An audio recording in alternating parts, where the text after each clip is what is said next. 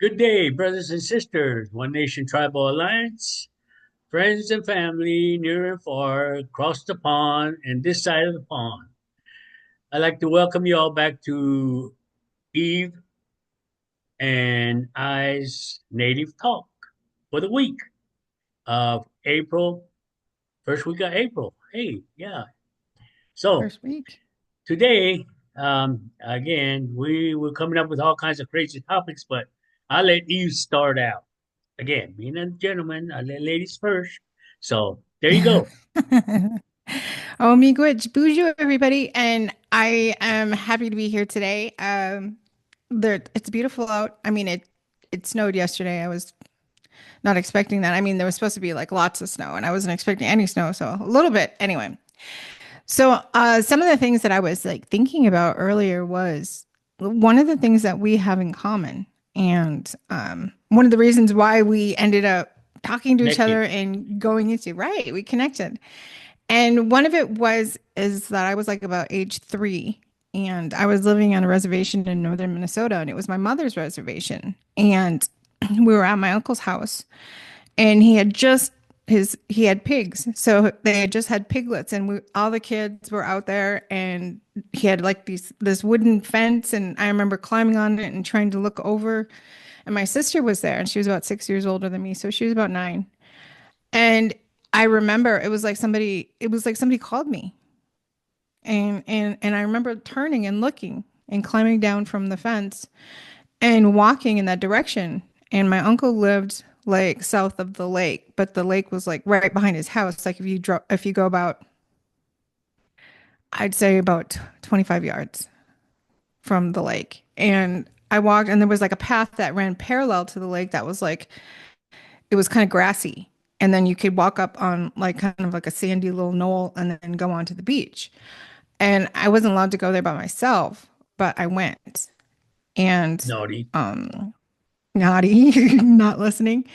And I went to that grassy knoll and I remember standing there and was like I remember seeing like the reeds that were hollow. I remember seeing like the little tiny shells. Some of the I don't think they're clam shells, but they're like kind of like a freshwater oyster type thing, and they were laying around. And I remember seeing the sand, and I heard my sister call my name.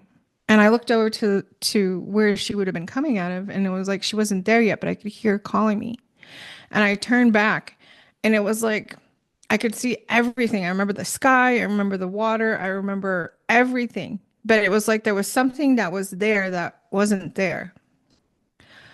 And so I think it was like probably a couple years ago, I asked my sister, I was like, I've always heard mom tell the story and I want to hear it from you because you were there. But I was like when I was 3 and we talked about what had happened, what I just, relayed. And I said, "What did you see?" And she's like, "Well, you disappeared. I thought you went in the house." Mom said, "Go find her." So, and she said, "Make sure she doesn't go to the lake because they're worried about me drowning."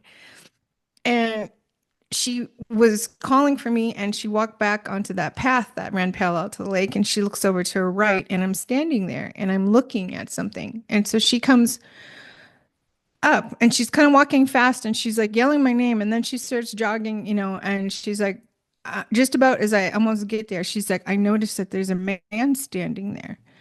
And she's like, and I'm looking at him as I'm coming up and she's like, "I thought he was going to take you." She's like, "But as I get closer to him, I notice that he is looks like he's not wearing any clothes, but there's no private parts exposed."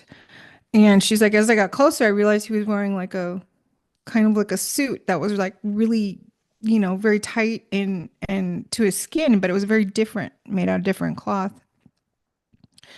And she said he was smiling at you and looking down at you, and you were smiling up at him. And she's like, and I come running up and I yell your name, and she's like, it just like he looks at me. And the first thing that I think in my head is, you're not kidnapping her. You're not taking her. And he communicated with her just from that, what she had thought in her head. Because she didn't know, she's only 9. She didn't really know who this this man was, but I mean, it's a closed reservation, so there was no other people there that were there except for the people that should be there. And he turned around. Well, after he heard her, he said, I'm don't be afraid. I'm not here to hurt anyone. And then she like grabs my arm and she's like, you know, get away, go away. And he turns around and he runs. And the one thing that she told my mother that I'll never forget, she said he was running, but he wasn't, his feet weren't touching the sand. And so she went back and she like drew this picture out of what he looked like because my mother's like, draw it out before you forget. So she drew it out. And, he was, didn't have any hair on his head or anything, but he had really long arms, really long hands and fingers. She was like, he was just like really tall and thin. And he had like really long neck. And she's like, he had a mouth because she's like, I remember him smiling, but his eyes were like really big, like really big, like too big. And I think this is like jump to like 2005 real quick. And I know this is a huge jump, but my daughter at the time, who was around 13, I was getting ready for work and I was going to drop her and her sister off at my mom's house, which was about 4 miles away, because I had to go to work and the boys were going to stay and play video games and go swimming and hang out with their friends because they were a little bit older. So I said, go out to the car and grab my purse because my makeup's in there and I need to finish getting ready for work and I don't want it to melt. So she goes, okay. She grabs my keys and I'm trying to finish up and hurry. She comes in and she just hands me the purse real quick and just like throws the keys down and walks away. And I was like, thank you. But she didn't say nothing. And I'm like, okay. So we get in the car and we're like driving to grandma's house. I'm like still in my mind. I'm like trying to figure out time. Like if I drop them off, I'm not going to be able to chit chat. I got to go and go straight to work. And halfway there, she goes, Mom, she's like, I saw something. And I said, what did you see? She's like, I saw a man in the field behind where we were staying. We were staying in an RV, in my dad's RV in the RV park. And she's like, I saw him and he was standing back there. And I come out of the RV and the field was to the right. She's like, and I don't know why I looked, but I looked over and I saw him and he's standing there and he's not wearing any clothes. She's like, but I look and I don't see, he doesn't have any male parts or anything. She's like, and she assumed because of that, how far away that he wasn't wearing any clothes. And then she's like, the first thing I thought in my head was, oh my God, I'm scared. And she's like, and then I hear this voice in my head and he tells me, don't be scared. And she's like, I went running to the car and she's like, I grabbed your purse and I slammed it around. I'm running in the RV. And she's like, Mom, she's like, he didn't look like a real person. And I was like, well, what do you mean a real person? I mean, in my head, I knew what she was talking about. But I was like, when you get in, I was like, I want you to talk to grandma and I want you to draw what you saw. So she did. And the next day or the next morning when I went to go pick them up, my mom and I were talking and she's like, I'll show you that picture. She showed it to me and she said, this is the exact same picture that your sister drew back in what year when I was 3 years old. She was like, the exact same picture almost. And the thing is, she lost it. She must have stuck it in a book or something and she can't find it. So I'm guessing when we, have to go and clear out her stuff, when she either goes to, a nursing home because she's having dementia right now, we're going to find both pictures. And it's going to be kind of a shock to me, because it's something that obviously, it goes back into our family. These things are watching us, and I mean, I don't want to call them things, but, they didn't harm me and they certainly didn't harm my daughter. And, I mean, these were on two different reservations. One was on a northern reservation. One was more like a central Minnesota reservation, a very small one. But it was like those two incidences were very much alike. And to this day, I mean, I even talked to my daughter and she was 13 at the time. And I was like, do you remember seeing And I will straight out tell her that it was an alien. Do you remember seeing that alien behind the RV when we were living? And she said, she lied to me. I know her. Mhm. She does remember it. She's just really frightened still. And it's been,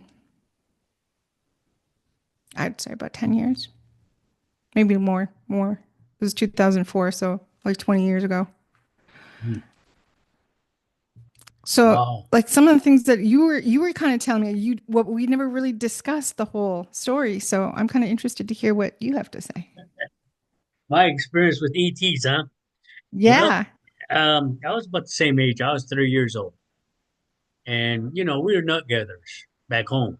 We like to go pick piñons in the fall season, and I guess, because before the first snow, we try to pick as much as we can. And my mom and dad decided to go piñon picking, and I decided to drag along.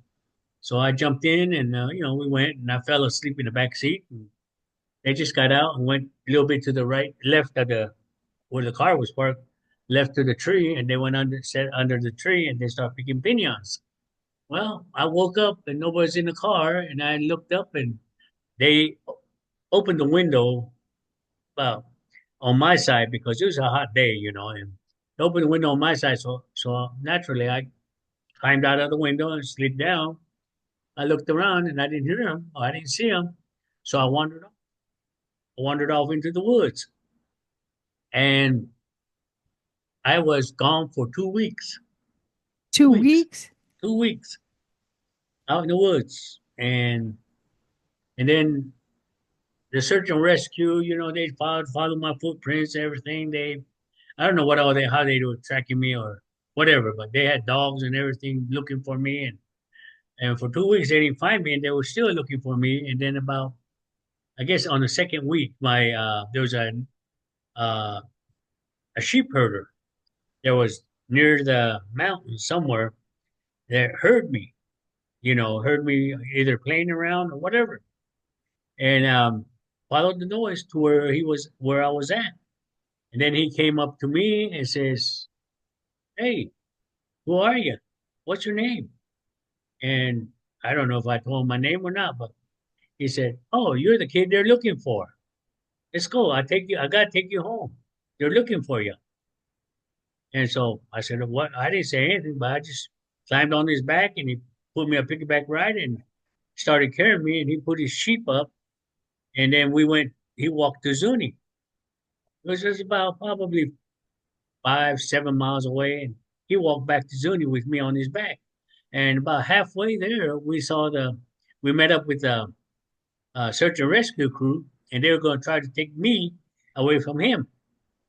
And he said, "No, I got to take him back." Uh, he was out there, and I never had a son.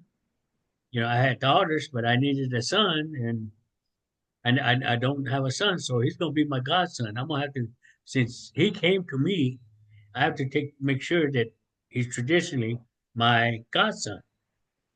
So uh, he carried me all the way to Zuni, and we got to Zuni, went to my grandma's house, and he handed me to my grandma and said, you know, I'm a medicine man. He said, "Yeah." I says, "Well, I wanna, I wanna accept him as my godson."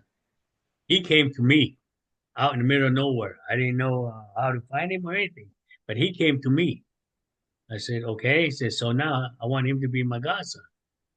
And they said, "Okay." So so he came. So as time went on, being awoken at that time, I guess I was awoke and I was the chosen one. Whatever. The dark started coming after me, and when I turned the age of 5, I was playing outside. And it was a hot day, and I said, "Man, it's a hot day." And then my sister yelled at me, said, "Come on in, you gotta take a bath. You're probably dirty, Come on in, take a bath. And I'll start your bath water." So she started my bath water, and she said, "All right, when you get in, uh, when it gets full, turn it off. Turn the bath water off. Because you know I want you to take a bath." So I said, "Okay." So I got in that bath water, nice and cool. Being in the hot sun. So I guess I laid down and fell asleep. And when I fell asleep, my sister kept hearing the bathroom running and yelling at me to turn it off, but I couldn't hear her. And I don't remember what happened when I fell asleep, but when my sister opened the bathroom door that I was taking a bath in and looked in it, the water was already on top of my head, over my body, and I was under the water. Rather Oh than my God. pulling me out, she runs all the way across the street from my grandma, calls my grandma. My grandma barely comes across and grabs my arm and pulls me out. And when she grabbed my arm and pulled me out, I woke up. And my grandma says, "Did you die? Did you die?" I said, "From what?" "I just woke up. And I was tired, I guess, She said, "Are you okay? Are you okay?" I said, "Yeah, I'm okay." So they didn't call the ambulance or anything. I was okay, I mean, I went out, put my clothes on and everything. And my grandma said, "Okay." So that went on. And then school started. And being in kindergarten, we're, them old metal slides that we used to have at the playground. We had one of those and had a little platform on top, and we were playing King of the Slide. And the guy that was the king of the slide, he was on top. And of course, I was determined to knock him down, push him off the slide. And so I got up to the slide and he started kicking me. And he started kicking me, and then he kicked my, I was grabbing the stairwell, the last stairwell to get up. But as I was grabbing it, stepped on my hands. He Oh, stomped on my hands. And when I pulled myself up, he kicked me on the chest. And when he kicked me on the chest, I let go and I fell back. I fell about 12 feet. Boom! Hit myself on a concrete block and everything. And next thing I know, I saw myself sitting, stretched out on a big old cot gurney. And I was sitting in the back of the station wagon because there were mondolins back then. We didn't have these fancy ambulances with that one little siren, hmm.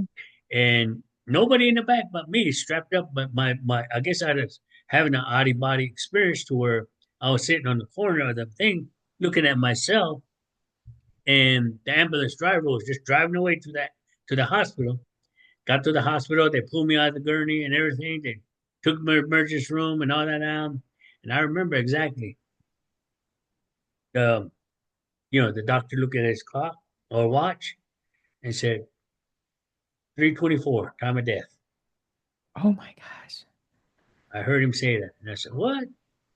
And then they just he just put the sheet over my face, and then right away they were going to try to, I guess, put me in the morgue because they didn't have nothing strapped on me or anything. They were just trying to. And the guy that was pushing the gurney had, you know, electrical cord, big old electrical cords on the floor that he was trying to ramp over. When he hit that thing and it ramped up and bam, that gurney collapsed. It's one of them gurneys that were collapsible ones. It collapsed. And when it hit Hmm. the floor, I woke up. I woke up and the doctor Oh, come running back in and said, "Oh, no, no, are you okay? Are you okay?" And I said, "Yeah, I'm okay. And I had a big old bump on my head from where I hit my head. I said, I'm a little sore up here." He says, "Okay, you'll be a little sore up there, but are you okay?" And then he started checking my pupils and everything, my blood pressure and everything. He says, "Okay. Remember, 3:24, I was marked for death. 4:30, I was walking out of that hospital with my mom." And I said, how "Wow." old are you? I was about 5 years, 6 years old. Whatever time you Because start Head Start or kindergarten. And yeah, I was about four six, and but something like that happened to me on the playground. yeah, so I said, 4 or "Wow, 5. 4 or 5, they happened to you too, huh?" Yeah. Wow. Mine was on the merry-go-round though. Some big kid came and was like pushing it and I flew off and there was like, a concrete thing that you could run around on and the concrete held the merry-go-round, the base. And I fell. When I fell, I hit my head on that concrete. And I don't remember, but I remember all of a sudden I was like in front of my mom and I told her, I was like, I'm tired.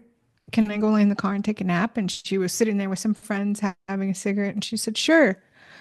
So she had just gotten like it was like a Chevrolet Chevette. It was Mhm. brand new. and I went and laid down and I passed out.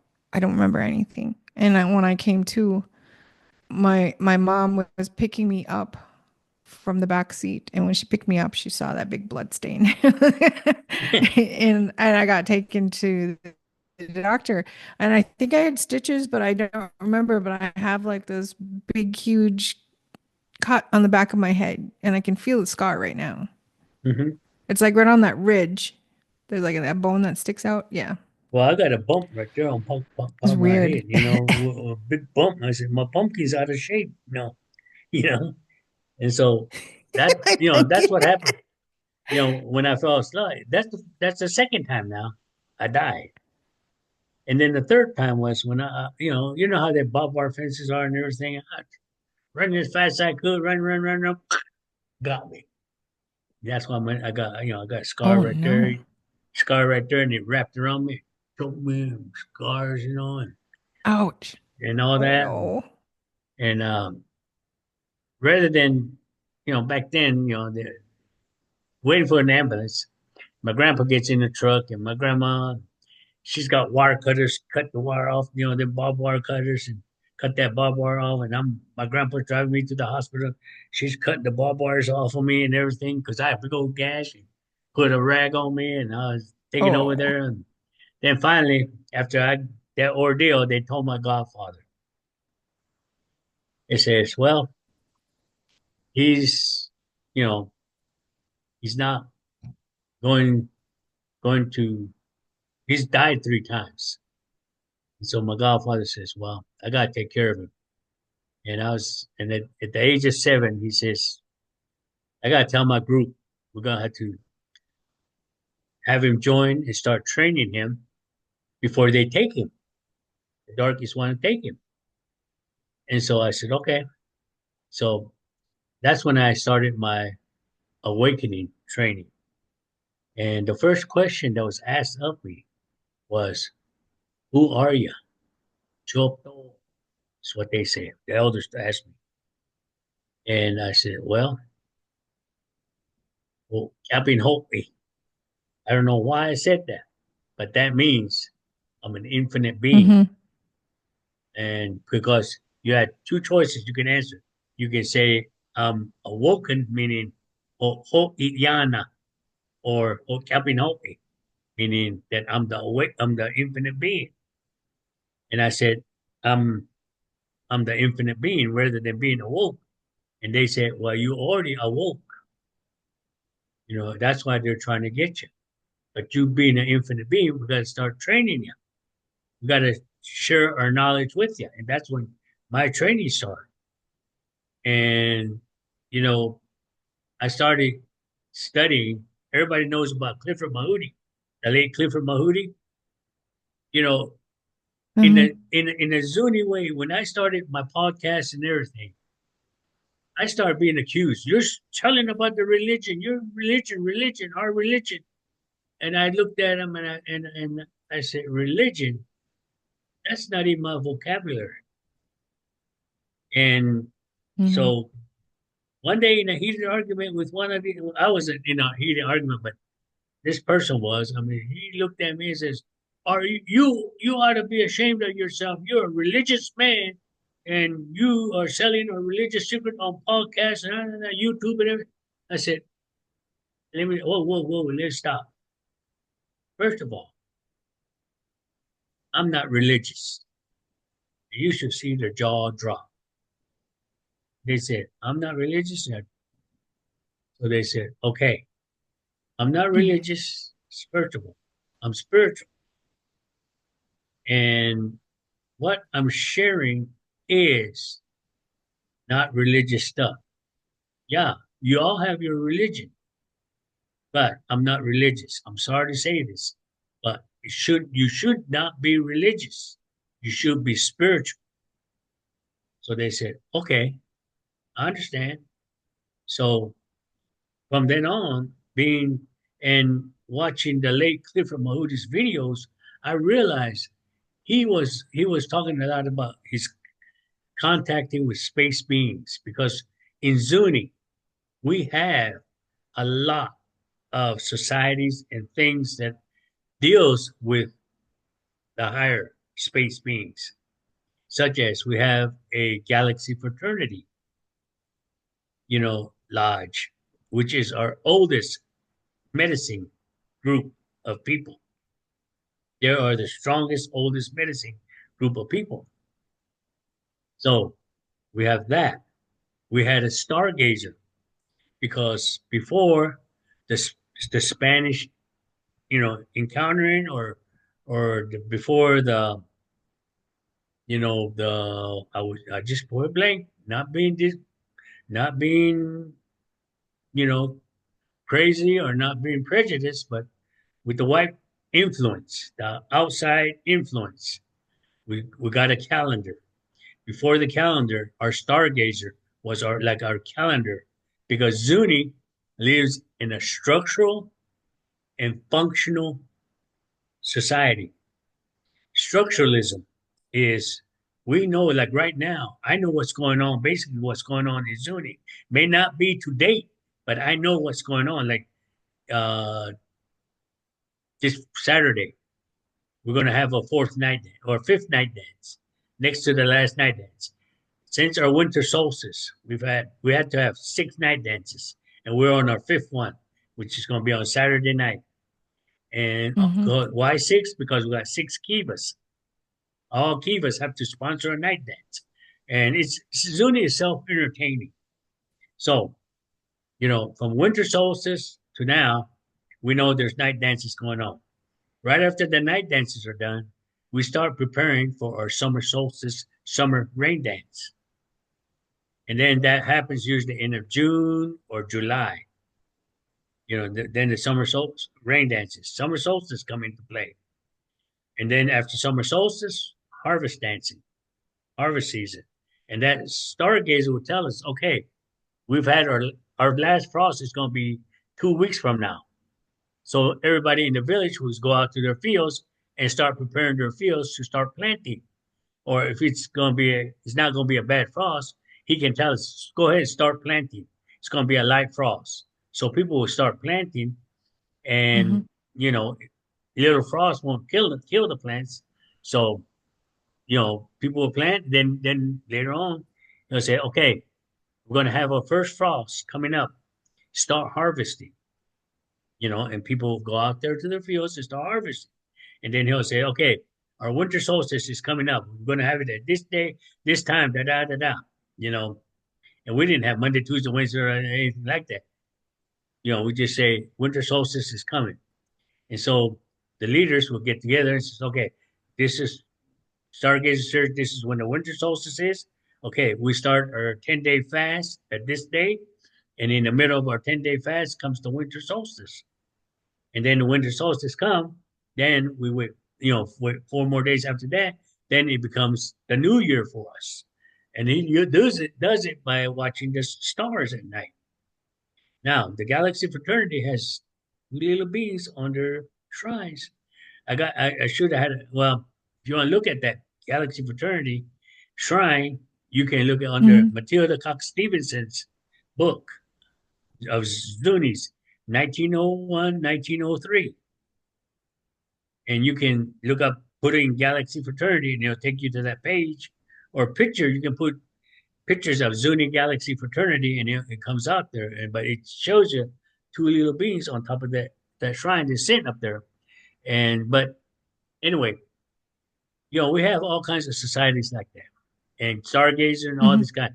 And the late Clifford Mahooty, yeah, he was talking about space beings and all that, but his main message was, in order to see them, in order to experience them, you have to raise your vibration spiritually, Hmm. not religiously, but spiritually. Because religion puts you in a box, fear mongering puts you in Right. a box. Right. Spiritual is, hey, you're open to anything. That's one great thing about being spiritual. It's your way of communicating with the Father, the Creator, and to Mother, and Hmm. to whatever. And when you raise your vibration, I've always raised my vibration. I've been told about space beings and everything until about last year. My partner and I, we went to Zuni, and coming back, we don't like to take the interstates, so we take the back roads. So we decided to go Okay. down to Fence Lake, Camado, and they, hey, we can go run into VLA, very large array where they filmed Contact by Jodie Foster. You ever watch that movie, Contact, with Yeah. Jodie Foster? Hmm. That big satellites. Well, we Yeah. got there, and of course Kim goes, I want to do light language. I want to do light language. So we pulled off on the side of the road, and those big satellites were pointing towards us, like we're on the road. Like they're spying on us. Oh, they're watching over them. But anyway, she got Hmm. out there and she started doing her language. But before she started, all those satellites, the big satellites, they were looking at us, went, 180 and pointed away from us. And she did her light language. When she Hmm. got done, those satellites came back, back to the same position they're on. I said, something ain't right. We better get out of here. We took Yeah. off from that area. We took off from the area, and I remote view back to that little shed that they had. That those people were. Those two guys were just going crazy, trying to figure out who moved the satellites because there's a protocol they're supposed to follow before they move the satellites. Hmm. And but the button that moves them was still sealed and everything. They could not figure out what happened. The movement of satellite. But we were Hmm. already boom out of there. Gone. We're like 10 miles out, and when she was driving, and I kept looking to my right, and I kept seeing this little silver thing. I thought it was a plane. Keep following us. Not fast, but just kept up with us. I could say, looking at it, looking at it. Finally, I said, "Is that a spaceship?" She looked at, oh yeah, that is a spaceship. By the time I got my phone out to take a picture, it was gone. They're gone. Yeah. I said, "Oh, you goofy thing, but you know, when we went out meditating one time, she says, "I want you to meet my protectors. This one's my Mm. protector. You just meditate and raise your vibration, and you'll meet him." And sure enough, she was sitting in front of me, and I was sitting behind her, and we are meditating in this far pit, big old far pit. We're meditating, and he showed up. He says, "I'm here. I'm her protector. I just want you to know who I am. Don't be afraid of me." Telepathically, he was talking to me, and I said, "Okay, Hmm. I'm not afraid of you." He says, "I know you. You can meet up to our level." I said, "Well, I don't know what you mean, but yes, I'm here." You know. So I've seen that, and then there's a lady named Luna, that Luna, that comes on YouTube that does light language and connects with the higher beings. And one time I was watching her, and I said, "Hey, there's two Arshurians behind her while she's doing her light language." And as I was saying that, I was looking at the two Arshurians, looking at doing her, like protecting her while she's doing her light language. Then she got up and said, like she looked at me, she says, you saw those Arshurians, didn't you? No, me? You talking to me? No, I couldn't. And I just telepathically said yes. And she just went on, you know? And so, so I've experienced that. And when we were sitting at the old place, before we moved to the new place, I would sit outside and I said, oh, then I said, spaceship. Can you look up there? Oh, yeah. He says, well, why did I see it and you saw it? I said, they're just confirming that I can see them just as much as you can. She Hmm. goes, oh, okay.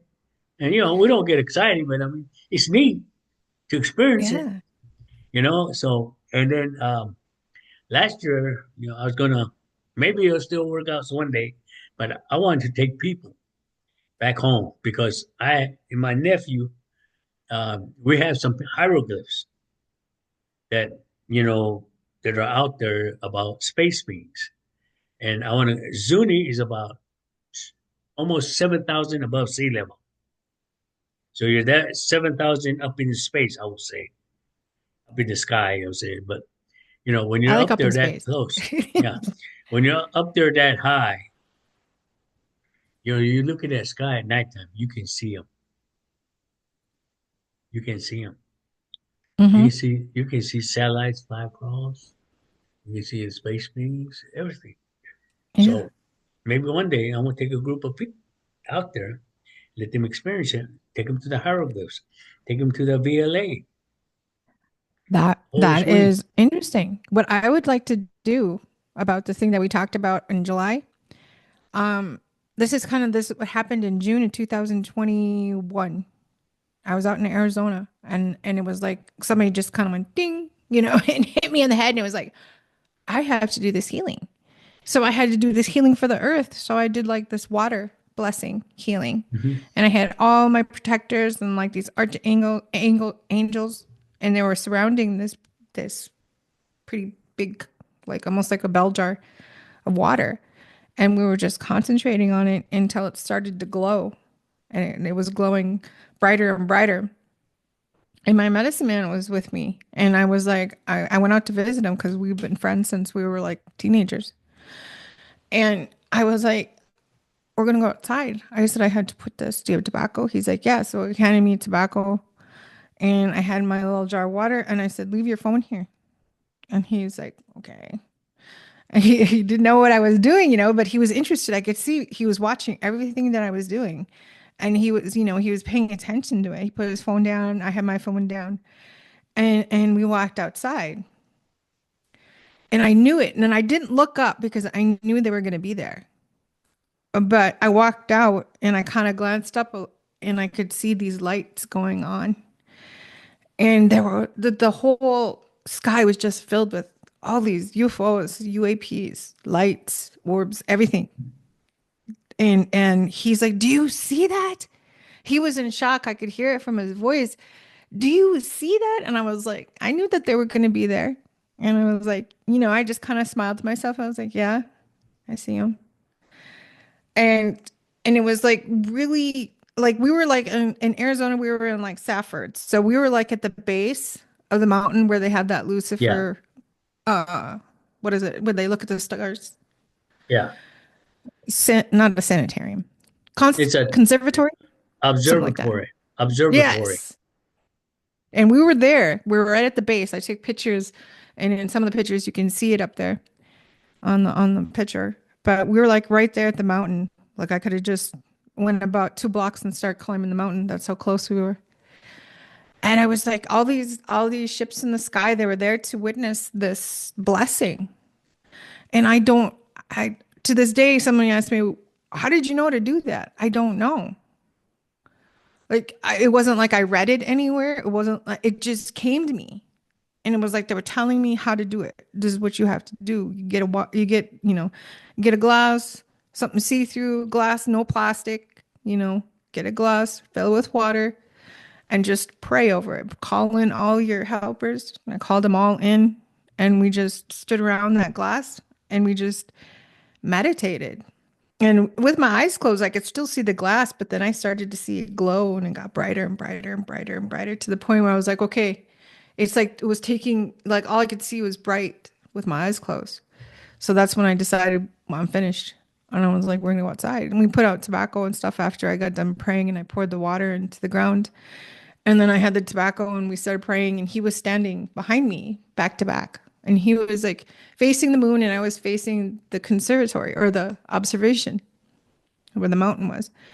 And then I put the tobacco down and it was like he said, this is what he said. He was standing facing the moon. And I noticed that there was like this brightness. And I figured it was a car that was maybe turning around by the driveway or Hmm. something. And I just happened to see this flash. And he's like, the moon got brighter. And I was like, okay. You know what I mean? I wasn't going to sit there and say, you're full of it. This is my medicine man. I was just like, okay. But I mean, I did see it, but I didn't witness it. But I have never in my life seen that many crafts in the sky ever in my life. There was, to me, it seemed like there was hundreds. And I was like, how are we not having all these black helicopters over here after this incident? I mean, we went inside and stuff but it was really just to me, it was like the most exhilarating thing that I'd ever done And it was just like this vibration just lifted me, to this is what we got to do. And that was in 2021, but in 2020, right before I went out to Arizona, I was living in my old apartment. Had been there for like 3 years. And I was like on my bed and I must have just like flipped over upside down on my bed. And I remember there was like somebody that told me that. Somebody told me this. They're like, don't ever sleep upside down on your bed. I cannot remember who, if it was a medicine man or if it was just a friend or a family member. Don't sleep upside down on your bed where your feet, where you put your feet where your head and then you slip it around and then your head is where your feet were.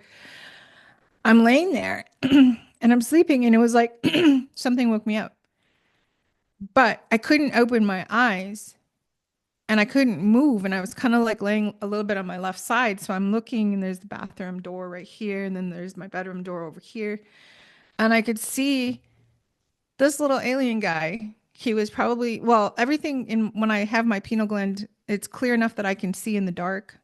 Most everything looks kind of grayish, different variation Hmm. of gray. Hardly any color. So to me, he kind of looked gray, but he could have been brown. He could have been anything. It's just that at that moment, it was like I was looking at him through my pineal gland and I seen him. And it was like, I just thought, what the fuck is that? Pardon my language, But that's exactly what I said to myself. What the F is that? Who is that? And he heard me. He heard me saying this in my head and he kind of scooched away, like behind the door. And I was like, I still see you, And then all of a sudden, I like right by my bedroom door that led out to the living room or to the dining area, I saw movement. And I looked over and then there's another one. And I'm like, what are you guys doing here? What are you doing here? I see you. And he did the same thing. He scooched away, kind of away from the door that it was open. So I couldn't see him. But that was in like 2020. And then 2021, on August 28th, I remember this date. This was like one of the very last time that they came here. I had a hysterectomy like probably 2 years prior to this. So, but they left my ovaries. I don't understand that. And I'm laying there and it was like probably about 3 in the morning. And I was like kind of, it was like a real dream. Like it was like, it felt like a dream, but it felt like real because everything was the way that it was in my mother's house. And I'm laying on the futon and I can hear this drill, almost like when you're drilling teeth, but a little bit louder. Hmm. But it was like drilling, and I just had a severe pain in my pelvic area, right on my pelvic bone. And I looked down because I couldn't really move, and all I could do was kind of move my eyes. And I looked down, and there's this little alien looking guy, and he looks mean. Oh my gosh, he looked so mean because he looked at me because I was like, what the? And he heard me and he looks over at me. And his face is like really squinched and he just has this scowl on his face. It's like goes down like this. And he's wearing some sort of a weird, I don't know what it was. I guess whatever it was something that could go over his face, but it was like tipped up. It Hmm. wasn't really a hat. It was like something he was using. Um, and he was like drilling into my pelvic and I was like, oh my God, this hurts so bad. And I was trying so hard to like move and I couldn't move. And I'm trying to like get out of my sleep paralysis. So, if I concentrate enough on my pinky, I can move it and then I can get free. But I couldn't even do that because I was in so much pain. I couldn't concentrate. And all I could do was my daughter was sleeping next to me and I was like, I said her name and I shook her and she like turns over and she's like, what is that noise? And I was like, you hear it? Oh, thank God. Thank God. And I started crying because she heard it. So I'm not losing, I'm not technically insane at this point. Legally. But yeah, like nobody came and got me and put me in a warm jacket, but she could hear it. And I was like, what is that noise? And I was like, oh my gosh, thank you, thank you. And I was like, wait a minute, I can stop this at any time. And so I said, I do not consent to this treatment. And immediately he puts into my head this scene where my ex-husband is like in this, well, I know that he's never lived in this trailer house at all, but it was like a trailer house and it was like a sunken living room and then the kitchen was up and then the bedrooms were kind of up on a higher level. And he's like begging somebody for money, like for food. So in a way he was like trying to tell me, look at what you've done with what you have. Look at what you've done. Your husband had to beg for money to pay, to get food to put on the table. You couldn't take care of your kids. Why are you worried about it now? Kind of is what he was like trying to put over on me and make me feel some type of way. And I go, that never happened. I was like, you're trying to put things in my head that never happened. So I was like really upset, but he finally went away. But after I fully woke up, my daughter was sleeping and I woke her up and I was like, do you remember our conversation? And she looked at me like I just grew 3 heads immediately. What conversation? And I was like, you heard that. You heard that noise, right? You woke up and you said, what's that noise? And she's like, no, I didn't. And I'm like, yes, you did. Oh my gosh. Now I'm really feeling crazy. And I was like, at 4 in the morning, I'm sending out these messages to like people because I'm like freaked out and I wanted to be able to remember it for every detail that it was. But this little thing was like trying to steal my eggs or shut down something or whatever because it was like, you know, after that I had less and less people collecting eggs from me every month. But I felt like, like a chicken, like the golden goose for a long time because they were constantly bothering me. Every time I ovulated, they were right there to take my eggs, you know? And I don't know. I just got sick of it. So after I said I didn't consent, I have never had them come and take anything from me again. But now I'm like hitting my time, so it's like less and less. Like maybe I have like maybe once or twice a year now. Wow. Well, you talk about, how we have the gifts to overpower them, everything. And one of the things that I share in my mentorship is a lot of things. And one of the things that I want to share, since we're on the topic of, our gifts of what we can do, is that, I talk, I teach a lot of people that have different healing modalities. And I tell them, I'm not here to change your modality. I am here to make sure or one thing, you're protected and you know how to cleanse.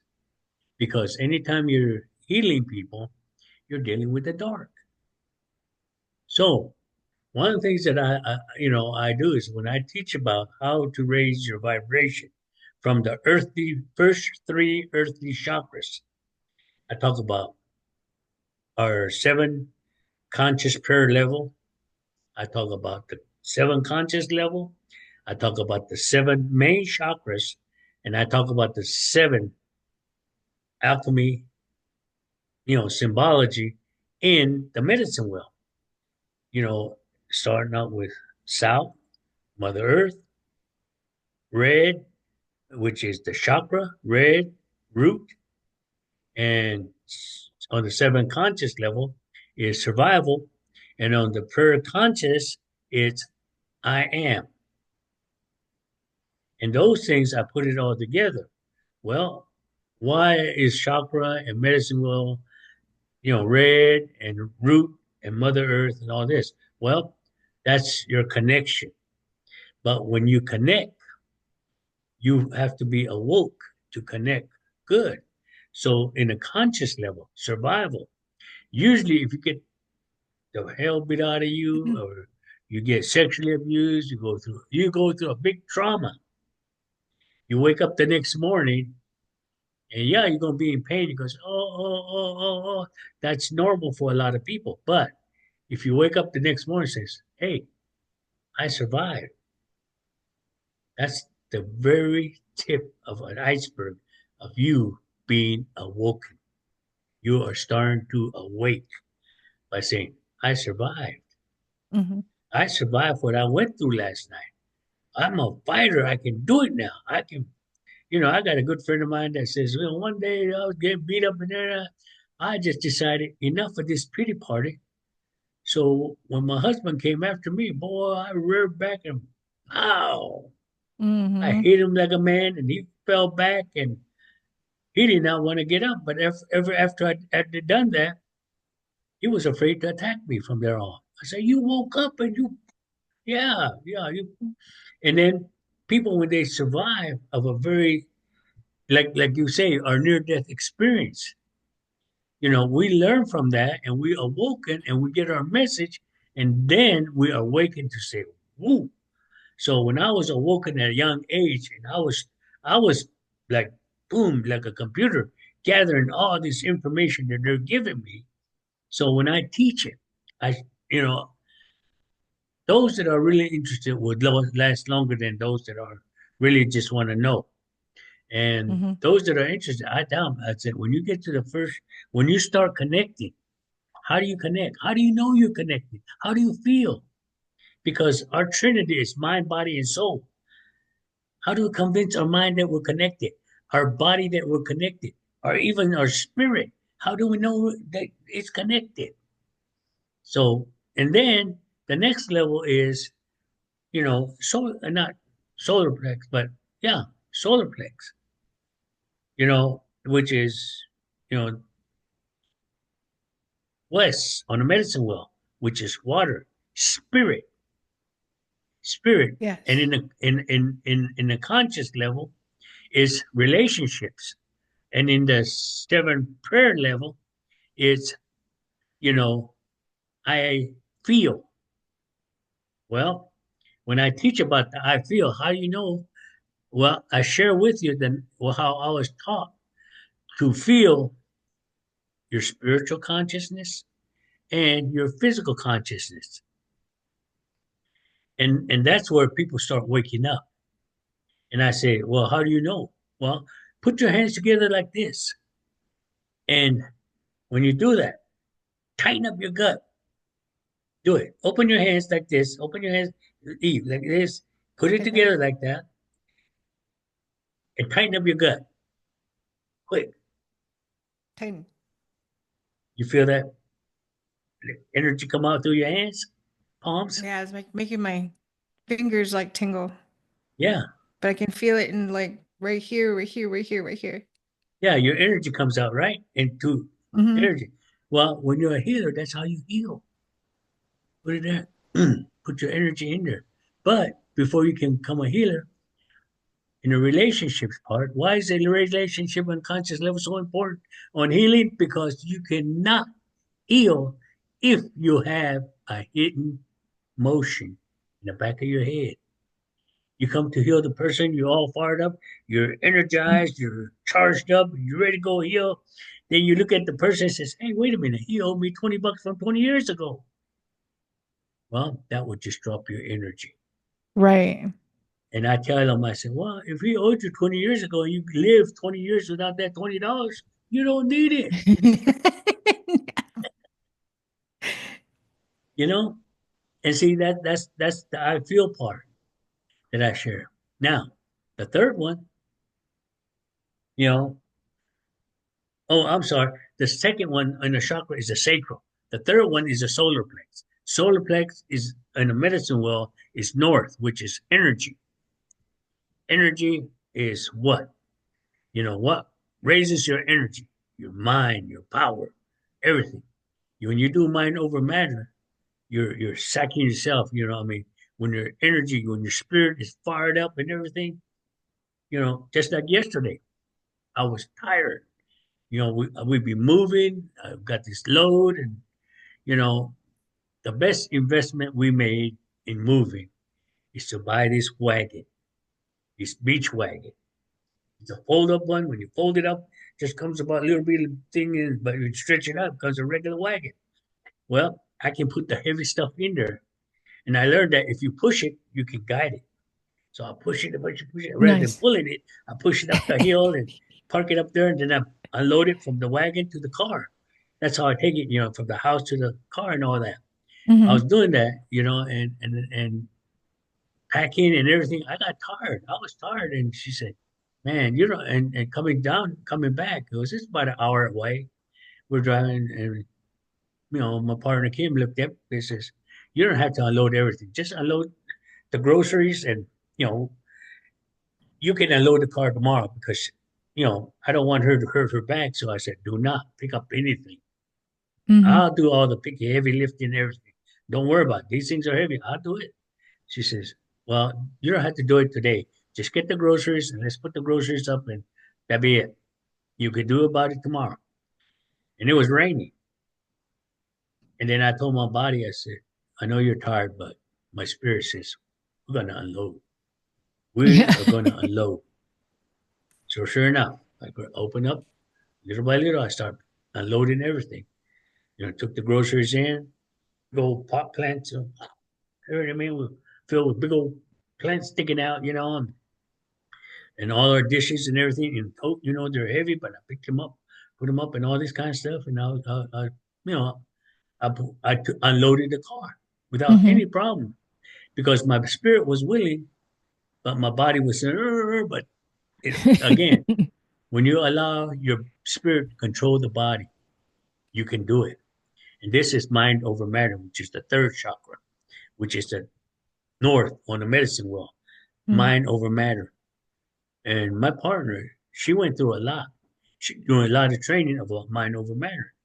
She went through a far walking training to where they put a rebar right there.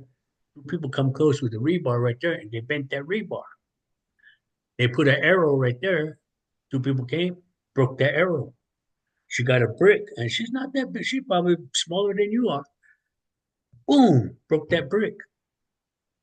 Not just one, but all the fire. She walked through the firewall, walked all the fire. And I said, that's mind over matter. She Hmm. is a powerful Definitely. person. She is powerful. And that's how we can be. And because the first three chakras, the first three on the medicine wheel, north, east, south, west, you know, excuse me. Oh, Ooh, bless you. had to get that out. We got some Air Force flying around now. I guess they're out for the summer, you know, flies. Yeah, they're everywhere. Yeah. So anyway, you know, the earthly chakras are, again, grounding, connection. Know who you are when you ground and connect to Creator and Mother Earth. Hmm. Spirit, know your spirit. Allow your spirit to control the body, not the body control the spirit. Power, your energy, mind over matter. You are very powerful. You got to understand that. That's your trinity. When you work on your mind, body, and soul, you are a powerful, infinite being. This is what I teach him. And like I said, feeling it, tighten up your gut. Those three chakras, or the four chakras, you know, in the medicine world too, and everything, is your earthly chakras. Fire is a dime or triangle shape pointing up. That's fire, right? Well, the earthly Hmm. chakras are if you work on them, it's raising your energy, raising your vibration into the heart, which is the heart chakra, which is transformation. However, transformation starts on the third chakra. When you complete your mind, body, and soul, it starts right there. Transformation starts.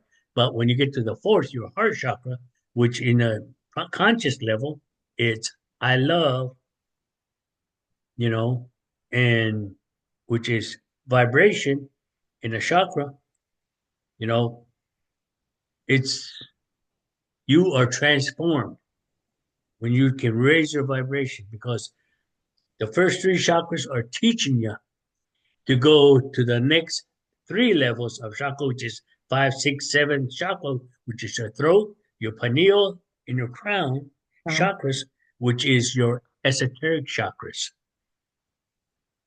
and that's the upside down in the water. Remember, that's the upside Hmm. down. We descend from heaven, come to Mother Earth, we go to Earth.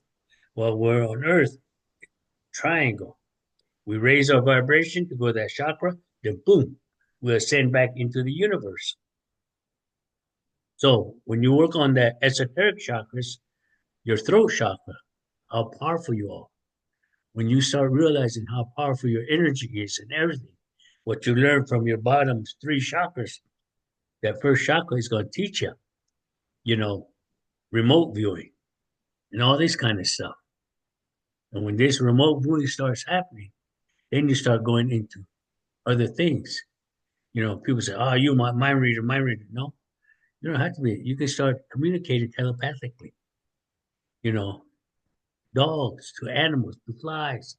To people that have passed on. You start being a medium, and then you go into your pineal gland. That's when you start working into your vision, your dreams, your vision. Well, what's the difference? Spiritual and earthly dreams, spiritual visions. That's to help you. And then you go into your crown chakra, which is the ultimate conscious level. And that is, I know. In the prayer level, throat chakra is, I speak. The next level, the seven, six, six Hmm. chakra is, I see. When you see, what do you see? My visions, my dreams. The sixth one, or the seventh one, is the crown chakra, which I know. I know What there's a was the universe out there. what was the second one again? The It was second one, am huh? I am is It, first, right? I am, I do. I do. No, Okay. no, I feel. I feel. Second was I feel. Oh, okay. I got that wrong then. Second one is I And then, feel. yeah. And then the third one is I do. I do. And that is the solar The north, plexus, north, north, which is the the energy energy. and mind power. Yeah, Okay. yeah, yeah. Because you can do it, you can do it, you can do it. And then the heart chakra, which is I love. And then the fifth Mhm. chakra is going to be your I speak, Throat. Yeah. the powerful one. I speak your message, because you're either speaking white magic or dark magic. Hmm. When you talk, when you talk bad to a person, you're cutting them down. So that's dark magic, because you're Yeah. taking their energy away.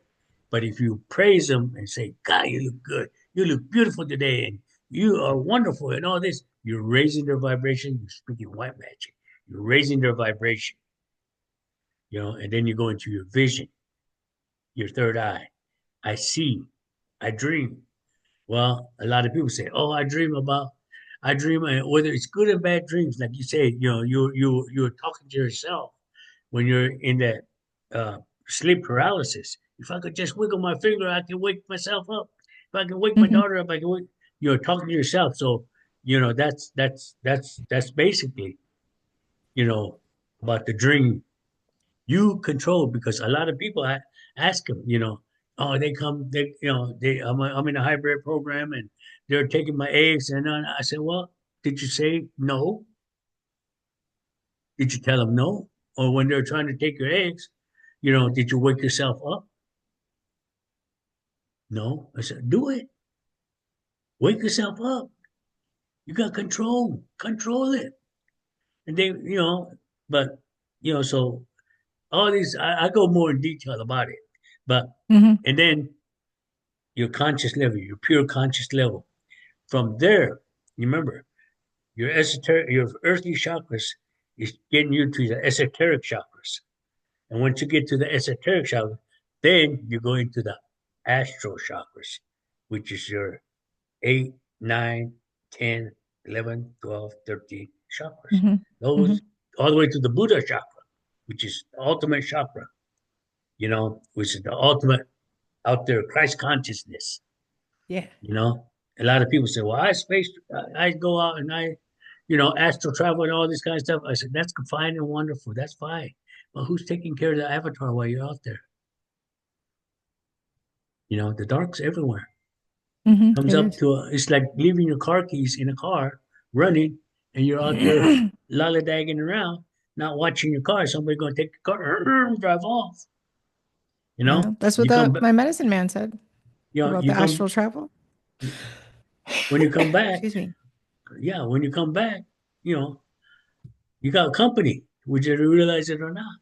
Then they say, oh, well, then yes. Then I say, okay, get wormwood. That's the only thing that gets rid of. Well, that's one of the things that gets rid of, you know, Parasite. astral beings, negative beings. It gets rid of parasites too. Yeah, parasites too. Yeah, That's and kind of and what they they said, are. yeah, I said because, and I was fortunate. Some good friend of mine sent me a big old bag of wormwood, so I've been sharing Nice. that like crazy. A lot of Hmm. people say, "Oh, it's nasty, it's nasty." I say, "You want to get rid of it? You'll get rid of it. You don't have to Hmm. do it." Okay, so then he does. But these are the four things that I talk about. And my main thing is again protection and cleansing. And I don't say that my way works, but I tell you, I show you what I am taught. If it resonates with you, you can do it. If it doesn't, you know. But Hmm. again, you got to understand when you're a healer, when you're out there astral travel, whatever you're doing, you're dealing with the dark. And then when you're in the dark, you got to watch yourself. You got to protect Okay. yourself. You got to cleanse yourself because you touch it, dark is transferring. It's either going to get on you or in you. Yeah, So I've seen a lot of those types of shadow beings and spirits and stuff. They are, I don't know why they chose to show themselves to me or why I could see them. you But talk this to was, them. no, no. Need to. You need to. I seen, well, I didn't know it was there for one thing, but that was when I was cleaning my house out with Sage with my niece. And we pulled the furnace door off and this thing crawled across the ceiling and right out the door. And I was like, that was the first time that I had seen it. And I was like, oh, I didn't say nothing. And I put the door on, and my mom was there and she asked how to go. And my niece was like, I think I saw something. And I was like, I think I saw something too. And so she took us separately and had us tell her what it was that we saw. And then she came back and asked me, what did you see? And I told her, and she said, you guys said the same thing. And this was a long time ago. This was like in shoot, one incident, I was like 19, 18 years old, and I was driving my boyfriend home, and we saw this woman, and she was really big, and she had like a bunch of clothes on, and it was like summertime. It was nighttime, but it was still kind of warm. It wasn't cold, Yeah. and she just like showed herself to me. Like her whole mouth just dropped down, and like she had 3-inch sharp teeth on the top and the bottom, and you know, I think now because I don't see these things anymore. So I think I learned how to raise my vibration because I'm not I go out and I don't see these things, but I do see like people that are not exactly people. Like they'll have like orange skin, and they're walking around trying to pass themselves off as human, but he's got orange skin, like But don't be face is afraid of them. orange. The Oh the no, I was thing. I was across the street and I seen him and I was like, okay, either and blink a couple times, still there. Okay. Yeah. But I mean, I'm not afraid. I've learned to let go of my fear because it doesn't serve me.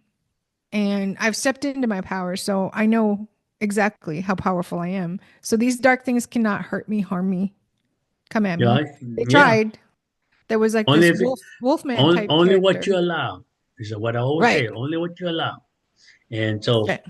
you know, again, we can go on forever and ever. And Yeah. I mean, My we get crazy carried away, life. but this is yeah. But I um, let's see. Let me see. Let me see. Let me see. Come on. Okay, I'm on.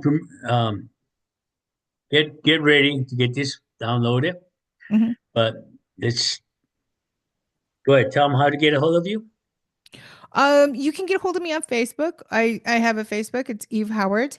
Um, let's see, and then I also have a Facebook for my podcast, which is Prime Declassified. You'll find that on Facebook. I have Prime Declassified podcast on TikTok and Instagram.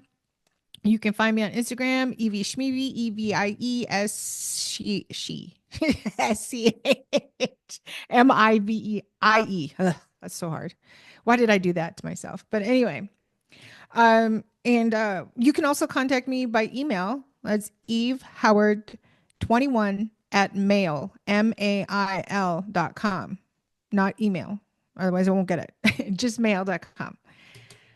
So those are the ways that you can get a hold of me. You can message me also on Facebook. I kind of took down my Signal and WhatsApp because I never used them.